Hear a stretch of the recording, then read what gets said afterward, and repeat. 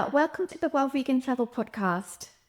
Hi, thanks for having me. I'm really pleased to have you on to talk about a place that is such a sanctuary for so many living beings, for animals, and I think also for people as well. And that is the Woodstock Farm Animal Sanctuary.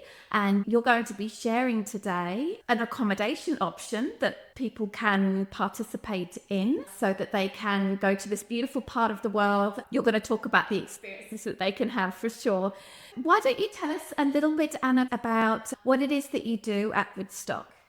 At Woodstock Farm Sanctuary, I'm the education manager. So that means that I manage all of our education programs, including our in-person visiting. Then under that umbrella is the Gray Barn Inn, which is located on the property of the sanctuary. Yeah, I love meeting people coming from all over who visit the sanctuary and introducing them to the animals and telling them about our mission to advocate for them. Could you tell us a little bit about the Woodstock Farm Animal Sanctuary? Yeah, definitely. Woodstock Sanctuary is home to about 400 rescued animals. Most have been rescued from situations of abuse and neglect and just the animal agriculture industry in general. So we give all of those animals lifelong care and really advocate for them as individuals and also advocate for their counterparts who are still in the food system. I was lucky enough to go to the Woodstock Animal Sanctuary maybe about 8 or 10 years ago now, and it was just absolutely stunning. We had a tour with one of your colleagues. I don't know if they're still there, and it was so informative and so wonderful, and the space was absolutely beautiful. Can you describe a little bit about the space of the sanctuary?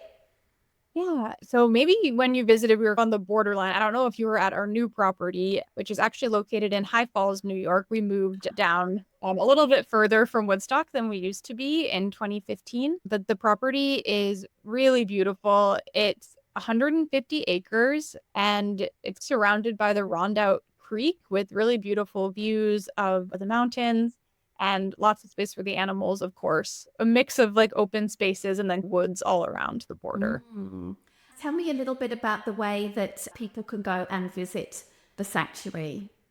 There are ways to visit and also just to be involved. We do have public tours. Those take place on most Saturdays from May to November. We're ramping up to get that going right now. Public tours are just a great way to get to know the sanctuary.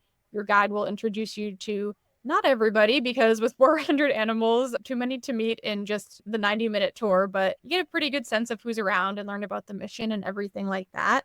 We also do private tours, which is a nice way if you want more time with the animals or a more custom experience. Volunteering is a great way to visit and meet the animals too. And then, like mentioned before, we also have the Gray Barn Inn on site where if you wanted to stay overnight, guests of the Gray Barn can also have access to the grounds of the sanctuary while they're with us. Can you tell us the story behind the Grey Barn?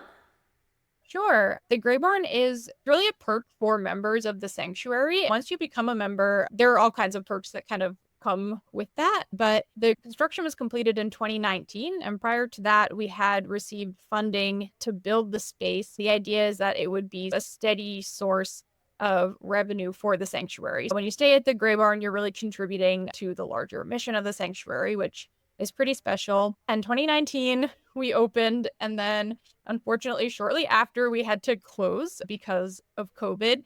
For the past couple years, we've been ramping up again, but it's a really beautiful space. There's an open common area where people can gather. We serve breakfast, a vegan breakfast, every morning that we're open. There are 5 ensuite rooms. Each of them is named for either a current or a former sanctuary resident. Some of our rooms are named for residents who have passed away, legacy residents. Each room has its own balcony that overlooks one of our goat pastures and the river and the mountains. It's a really beautiful space.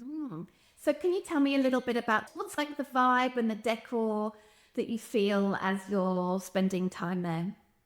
It's very bright. It's a minimalist vibe. In the common area, the wall facing the goat pasture is just a wall of windows. So it feels very light, bright, and open. There's an upstairs, smaller little common space to hang out in that has a balcony that overlooks the bottom too. So definitely the minimalist aesthetic. Is it correct when I say that only members of the Woodstock Farm Sanctuary are actually able to stay here, or can anyone stay there? It is a perk for members. And the way that it works is that when you sign up for your membership, you get a code. So you get a 10% discount off of the listed room price. And then membership also comes with discounts to a lot of local restaurants here and also in New York City. It's actually just like a really nice thing to have set up before your stay. That helps you enjoy the area even more, I would say. Something we haven't really talked about is the location of the sanctuary and the Great Barn and how people might get there, because I'm thinking that people would obviously want to come and support Woodstock Farm Sanctuary, but I'm sure they would love to explore the surrounding area as well and maybe stay for a few days, a week, something like that. Where is it located and how can people get there, particularly if they don't have a car? So we're located in High Falls, New York, which is in the Hudson Valley region. We're about 90 minutes from New York City, which is definitely convenient. So you have a lot of major airports to choose from. To actually get out to the sanctuary without a car, it's a little bit of a journey, but there are options to take trains up from New York City. There are buses that come fairly close, not super close, and then taxi services in the area will get you all the way. I would say to fully explore everything that the area has to offer, it does really help to have a car or to rent a car for the time here. That's good to know. I wonder who the majority of your guests are, given that it's a very convenient distance from New York. I imagine that a lot of New Yorkers come to stay with you. Yeah, a lot of New Yorkers do come up. The whole Hudson Valley is a classic weekend getaway for people in New York City. Definitely a lot of New Yorkers, but we have people who come from all over the country. We do have international guests come as well. Not as commonly, but certainly does happen. I would say for our public tours and visiting in general, New York City is probably the place that people are coming from the most. I love it. So I'm wondering, for guests that do stay with you, what do they report as being some of the real benefits to staying with you compared with staying in a hotel nearby? I think one of the biggest perks is the access to the grounds that you have. We do a private tour for just the people who are staying at the Gray Barn every weekend. You get a lot of animal time during that experience, meet a lot of the animals up close and spend a good amount of time with them. But then as you stay, you can walk around, say hi to the animals over the fence, and just take as much time as you want out there on the grounds. It's really peaceful and just beautiful at all times of year, I think. That access to the ground is something that we don't offer to people generally, something that you only get by staying at the Great Barn. I love it, as well as having a vegan breakfast and trying to do a lot of education for vegans. Are there any other things that you do to try to make the experience as sustainable as travel can be? Yeah, we definitely take sustainability into account as much as we possibly can. Like you said, we do vegan breakfast every morning, try and have as little food waste as possible. So we pay close attention to that. We use all natural cleaning products everywhere at the sanctuary. That helps too. We compost as well. We have a big compost pile at the sanctuary out in the woods. So any food scraps and everything goes out there. We just try and pay attention to it. We also have a really nice little pollinator garden outside of the sanctuary. So we love to care for and encourage native plants around the area. We also do try as much as possible to be bug and bird friendly. So like not leaving a ton of lights on at night, to be friendly to bugs and birds as well. We try and just have our footprint be light as much as we can. Fantastic. Because you only have 5 bedrooms in the barn, I imagine that would be quite interesting for a big family gathering or groups of friends or some sort of reunion. Do you get a lot of people doing that? We do occasionally. You can rent the whole inn out for the weekend, Thursday through Sunday, which is our general open times to be there. And it really is a great option. We've had birthday weekends, work retreat, family reunions for sure. It's really fun to have access to the whole space. Typically, when we're open, guests can use the fridge and the microwave, but not the oven and the stove, so that our staff can have access to cook there for breakfast. But when you rent out the whole space, you can use the full kitchen. So that can be really fun Typically, we don't have kids staying in the barn, so you have to be a teenager or older to stay. So if you are a family with younger kids, it can be a good option to rent out the full space and have your Oh, people of all ages in I there. love it. And is the Grey Mhm. Barn open all year, or does it align with the other tours that you do during the summer months? We take a winter break. We'll close mid-December and then we reopen in mid-February. So it is open more than our tour season, but we close for what is usually the worst weather of the year. That makes it difficult for people to travel anyways. We have that little break and then mid-February we start back up again. Can you talk a little bit about the surrounding area around the sanctuary? What can people expect in terms of landscapes and scenery, things like that? It's a place with a lot of rivers, which is really beautiful. So, smaller rivers and creeks around. The mountains are around as well. It's like a hilly, rivery, foresty kind of area. We're elevated above the Rondout Creek, and then there are a lot of other rivers in the area too. That's my memory of it as well. And I was there in June and it was so green and forested and leafy. It really Mhm. just felt like a paradise there for sure. Yeah, it gets so green. It's really a beautiful place. Amazing. We've got the sanctuary there. We've got the fact that it's so beautiful, particularly in the spring and summer months, and probably fall as well. What are some of the other really interesting places to go and check out? Maybe let's start with some little towns that are close by. We have the best of all worlds, I think, because the sanctuary itself, it's pretty far out there and you feel very peaceful and quiet. And there are a number of smaller cities and towns that have a lot going on for their size that are all not too far of a drive away. So the closest to the sanctuary is the town of Rosendale, which is definitely a small town. It's one main street that has a lot to offer, a bunch of different restaurants, little thrift stores, really cute movie theater, Rosendale Theater, and they also have a nice farmers market for most of the year, really. I love Rosendale. That's the closest. Then New Paltz is also quite close. So that's the college town. SUNY New Paltz is the college there. Like any college town, there's a ton of restaurants, a lot of stuff to do. So I always encourage people to check New Paltz out, especially if you're looking for good vegan food. That's really a great place to go. Can you name a couple of your favorites there? Sure, yeah. Ligusta's Luscious is a chocolate company. They're somewhat widely known. They have a spot in New York City as well, but that's all ethically sourced, all vegan chocolate. Sometimes they do lunch food also. I think that's a don't miss spot for sure. And Karma Road is also a vegan place in New Paltz. They've been around for a really long time, and that is also super delicious. So this area is fairly rural, I would say, from what they were talking about. So I'm wondering, what are some ways that people could enjoy nature in this area? So many options. There's a lot of hiking. If you go up to the town of Woodstock, there's a lot of hiking that you can do up north that way. There's also Minnewaska State Park that is pretty close by. And at Minnewaska, there are tons of hiking trails. You can swim there. If you're around in the winter, you can cross country ski there. Endless possibilities there at Minnewaska. But I would say if you're interested in hiking, you'll never get bored. What about activities on the water, given that there is so much water around? If you are interested in going out on a boat or kayaking, there are also spots to do that. There are lakes that I feel would be good for kayaking. Some of the rivers would be a little bit intense for being out on the water, so you have to find your spot.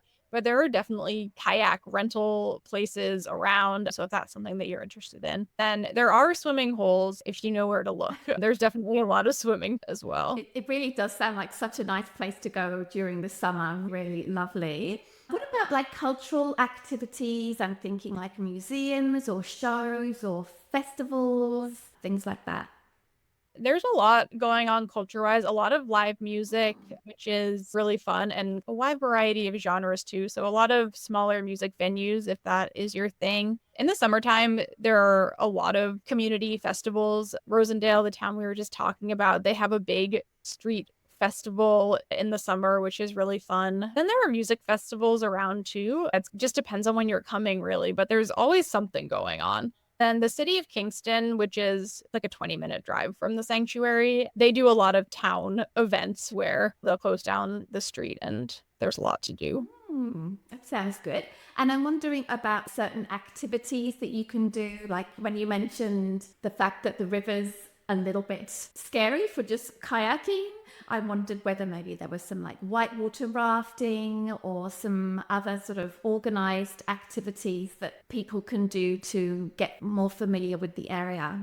Whitewater rafting, I don't know specifically. You might have to go like a little bit further upstate to find that, but it's definitely out there. The Hudson River also, it's just a beautiful river to explore and to learn about the history of it. There's actually a little museum in Kingston where you can learn about the river and its significance to the area because there's a long and interesting history there for I sure. don't expect you to be able to do a history lecture for us right now, but for somebody who doesn't know this part of the world at all, what's a couple of anecdotes about the history of the area, or why is the Hudson River so important? For a lot of reasons. It's a huge river that goes all the way down to New York City and then all the way up. When the state was being colonized, there was a lot of activity up and down the river there, transporting goods from one place to another. It's a very significant artery for that kind of thing. And on a totally different note, if you're interested in art, the Hudson River School of painting, that style of painting, I would say pretty well known and really beautiful. So there's a lot of really gorgeous art that has come out of the Hudson River area. Okay, so I'm very curious. Are there any other kind of interesting cultural experiences that travelers to this area might be able to have? For example, I don't know, indigenous activities or experiences or sites or things that they might see? Yeah, so in terms of like learning about history, we don't have the local museum or anything like that, but something that is pretty interesting in this area is you can actually walk the short trail in the Mohonk Preserve. That is a documented path that the Lenape people would take traveling to and from the Hudson River. So you can visit that area and walk along that path and sort of experience that place. And the Mohonk Preserve is quite close to the sanctuary. There's a lot to do in there as well. So I think I would definitely encourage people to check that out. It's called the Shawngum Path in the Mohonk Preserve, and not a long trail, but it is a documented path that the native people would walk in this. Does it have some information panels? I don't believe that there is, but it's a marked trail. So you can, yeah, you can walk along there. And there's a lot that you can read about Indigenous people in the area. But unfortunately, like I said, like museum wise, there really isn't a lot, unfortunately. Like most of the history of this area is from the Dutch perspective, who really just very violently displaced and dispersed the people who are indigenous to this area. Mhm. Okay. So I'd love to know for people that were maybe going to come up for the weekend, what would you say is like the best itinerary? Let's say people came up on Friday after work or after flying in, what would they do? I would check into the Gray Barn, jump on your, during the visiting season, Friday evening kind of sunset tour of the sanctuary, and then go out to dinner. I usually recommend people go up to the town of Woodstock to the Garden Cafe. It's the classic up there. And then walk around Woodstock. It's a cute little downtown. See what's going on up there. Come back to sleep, wake up early, go for a walk around the sanctuary, eat breakfast. Then I would either go into Kingston to the Kingston Farmers Market. Lots of good food, a fun atmosphere. There's music a lot of the time. Check that out. Then bop around Kingston in the morning and then explore new parts if you're feeling energetic. Maybe on your second day, go for a little hike, maybe go to Minnewaska and spend the day there, pack a picnic and just make a day of it. Low key, but that's what vacation's all about, I guess. I agree. All right, Anna, I think this is so interesting. I really encourage everyone who is in New York to go and check out this part of the world if they haven't already. Can you explain to listeners how they might stay or to become a member and how would they book? Maybe if you're able to give a sense of the nightly cost for staying there, if there's any conditions like a minimum stay, something like that. So to book, first you can become a member at Woodstock Sanctuary woodstockfarm.org. The cost is $40 for the calendar year. And aside from your Gray Barn discount and local restaurant discounts with the membership, you can also come to our public Saturday tours for free and bring 2 people with you. That's also a pretty major perk if you're local or semi-local. It ends up being a pretty good deal. And also, of course, it helps to support the animals at the sanctuary, which is the best part. When you book, you can go to thegraybarn.org. We don't have a minimum stay, so you can stay for 1, 2, or 3 nights. I think I mentioned earlier, we're open Thursdays through Sundays. Thursday afternoon is the earliest you can check in. Then the pricing depends on how many nights you stay. The 1-night rate pre-member discount is $384, and then if you stay 2 nights or more, there's an additional discount on top of that. We want people to stay for more than 1 night because I think it just gives you the fullest experience and just like really lets you settle in and get to know the area. I love it. And it's just so wonderful. You staying there, people will be really making a big difference to the work that Woodstock Animal Sanctuary does. And of course, I think we can all say that we definitely need to be supporting our animal sanctuaries, particularly our farmed animal sanctuaries, because the work that you're all doing, not easy. So I can't wait to come back to this beautiful place, and I definitely want to check out this place and stay 1 or 2 nights. That would be wonderful. So again, just before we go, would you mind sharing the social media handles so that people can follow you and know what's going on? Yes. So to follow Woodstock Farm Sanctuary, we're at Woodstock Sanctuary across platforms. We're on Instagram, Facebook, TikTok, all the places. And then the Gray Barn is just the Gray Barn. So pretty simple. We share a lot about the work that we're doing and, of course, a lot about the animals on those platforms. So it's a good way to get to know us and see what a stay could be like. I love it. Thank you, Anna, for taking the time out of what I'm sure is a very busy day for coming to talk with us. We all really appreciate it. Thank you. Thank you so much.